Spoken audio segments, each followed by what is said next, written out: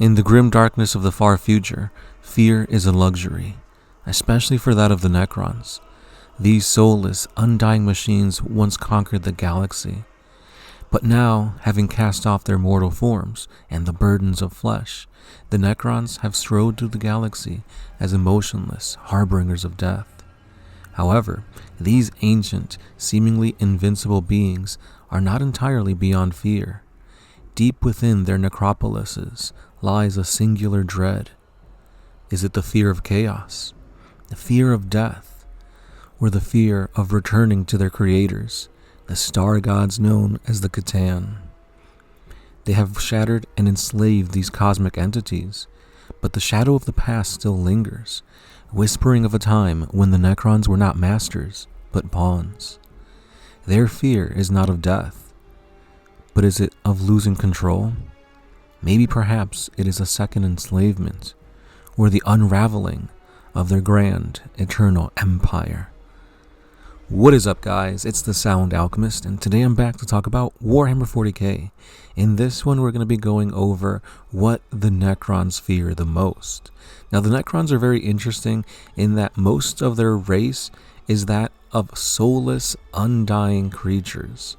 These creatures have a necrodermis body that keeps rebuilding themselves, but most of their warriors don't have personality. They don't have emotion. So the only ones that are capable of feeling fear are that of their leaders, their Necron overlords. So in this excerpt, we're going to be going over a little bit of the infinite and the divine as we see two of the most infamous Necron overlords talking about what they fear the most. So without further ado, guys, let's go ahead and read this excerpt about Trazyn and Orikan and what their fear brings them to. Now, to give you a little bit of context, this is an excerpt where Trazyn and Orikan are watching a play on the human world of Serenade. Let's dive in. He settled his oculars back on the Vice Admiral. That's quite a last pistol in his chest holster. Engraved orc bone grip, cut from a war trophy. Perhaps that's the one who took his arm. Imagine losing an arm and not being able to simply replace it. Yes, said Trazyn, looking at a group of spectators getting drinks in the back. Not an eventuality we have to contend with anymore. If you could go back, would you? Go back to what? The flesh. If one of these ridiculous fanatics actually found a species for us to transfer our consciousness to, or say, if Nefret's body lets us fabricate a new, unspoiled race of Necrontyr, would you do it? Trazyn paused in his visual scanning and looked at Orikan. Of course I would.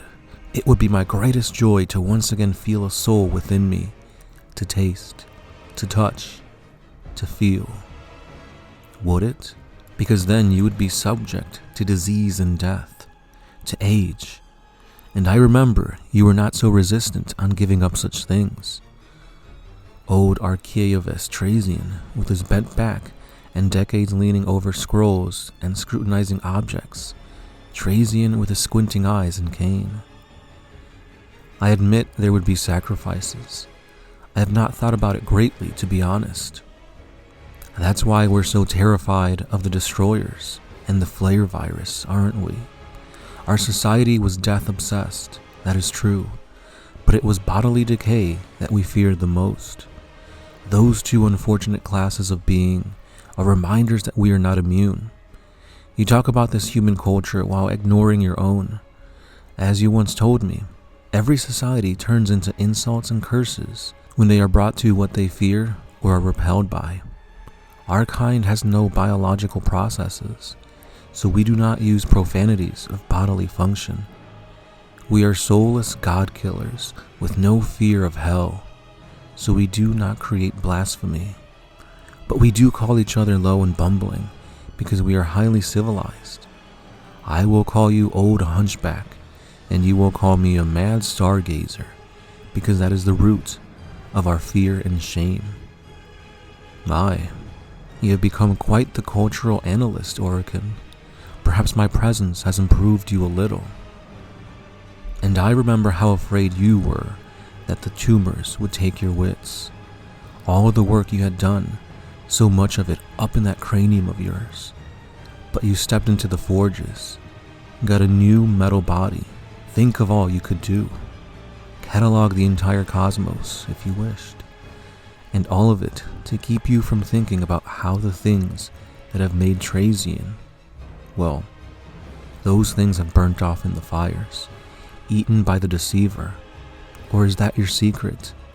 That you do not miss your soul at all? The Infinite and the Divine shows us a little bit more insight into what these Necron overlords are thinking. For the most part, when you think about the Necrons, you think of these soulless, undying warriors that are being rebuilt and reborn to fight against chaos in the galaxy. Their war in heaven was one of the most interesting and crazy wars ever shown in the entire universe of the 40K lore. And here we see that these C'tans, these physical representation of star gods, are the ones that deceived them into going into these metal bodies, losing their personality and who they were for the most part. Now that they have been reawakening into this galaxy, and with their Silent King returning from outside the galaxy, we see that the Necrons still have a lot to philosophize about who they are themselves.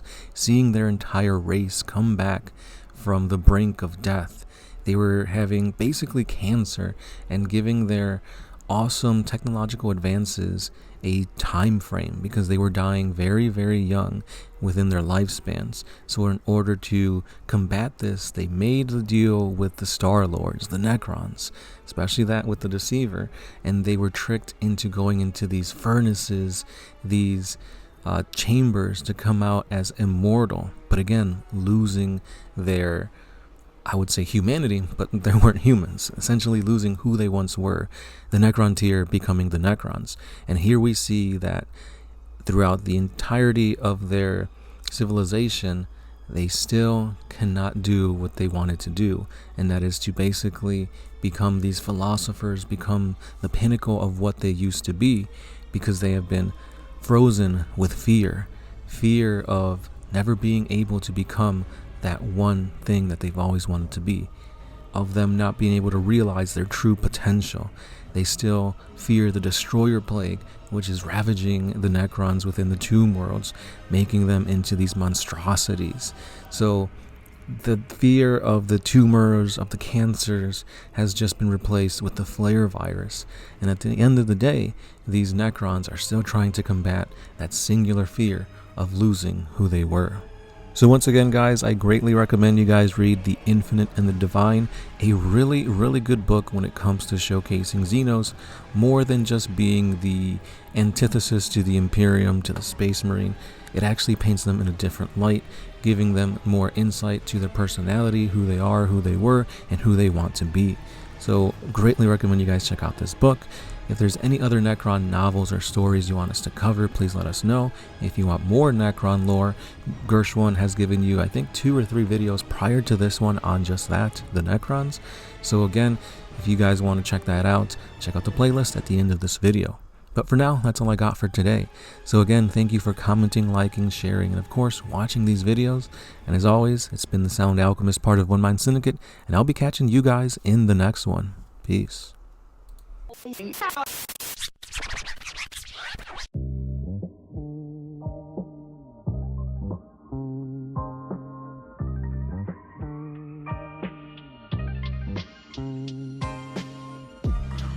I used to put my freedom